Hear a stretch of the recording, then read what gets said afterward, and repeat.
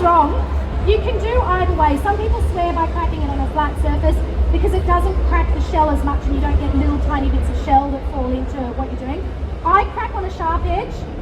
They say that cracks the shell more and you get little pieces of eggshell. I don't have a problem with it. What I know is that it doesn't matter whether you're doing it here or here, you have to commit to the crack. You don't want to be doing little taps because that'll smash the shell. You've got to commit to it. You want one good crack and then drop it in. The less you smash the shell, the less little bits of eggshell you're going to get. So that's so whatever anyone says to you about either, you can do either way. Just what do? Commit to the crack. Commit to the crack. Thank you. I love doing this. I just love cracking eggs so much. So grab a whisk. Give our eggs a little bit of a whisk, and then to that we're just going to add some milk. Beautiful Australian eggs, a little bit of milk in there, and then we're going to add all the rest of our ingredients. And I just whisk the egg with the milk first to make sure that egg gets through everything to be our wonderful binding agent. So in we go with 2 cups of leftover mashed potato. Whatever you've got left over from dinner the night before, it's notoriously hard to make mash nice again the next day. This is a great way to use it up and turn it into something completely different. If you've got mash that's already got butter, cheese, milk, cream, whatever you like to put in yours, totally fine, use that. If you've just got mashed potato with nothing in it, that's totally fine too. You can add your spices at this point here. So whatever leftover mash you've got will work for this. So I'm just going to pop that in there and try not to splash myself. Yesterday I dropped it in and I was silly. I dropped it from a height and there was this massive splash of egg. So I'm trying not to do that today.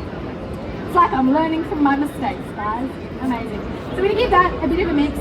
And that's the potatoey part. To that we just add some flour, which just helps with the texture of it. So in that goes and a little bit of baking powder, which again will just lighten up that potato so that it's not too gluey when we cook it. It'll just give it a little bit of lightness. So in that goes. Now to this, I like to add, for my saltiness, I like to use some Parmesan cheese. You can use other kinds of cheese or you can just use salt and pepper. That bit is up to you, but I like a bit of Parmesan because I find it nice and sharp, as a beautiful flavour in there. And that is our potato base. So now,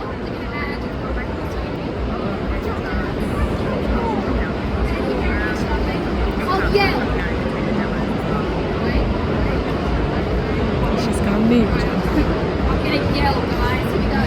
Can you hear me okay? Oh yeah.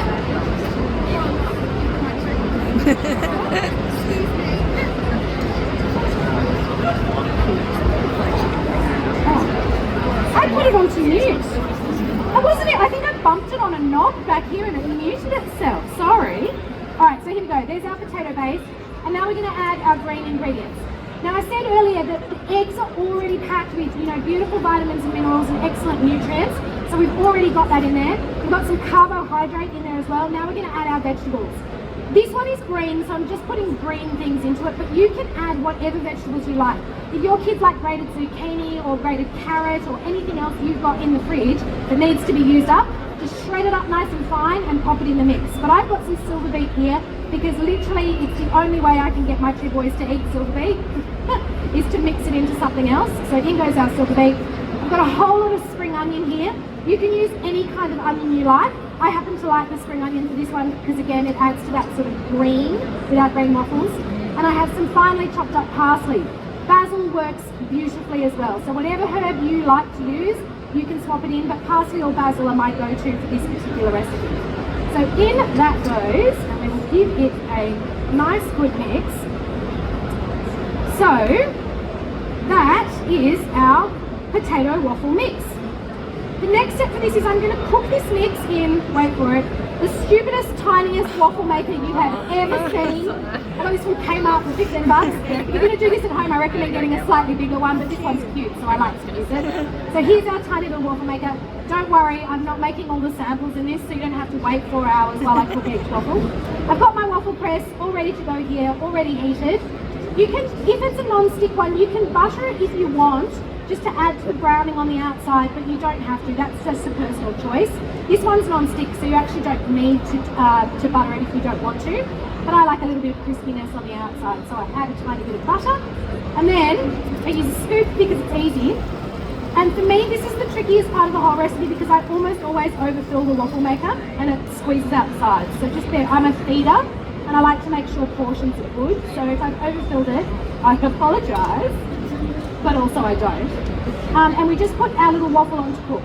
If you don't have a waffle press, do not worry. You can make the same batter and you can fry spoonfuls of it in a fry pan, or you can just spread it out on a baking tray and pop it in the oven and it'll still cook absolutely beautifully. The eggs will hold everything together. In the oven, you might need to brush it with butter so that you get some lovely browning on top. In a fry pan, you would just put a little bit of butter or oil in the fry pan and fry spoonfuls of it, almost like a pancake or like a fritter.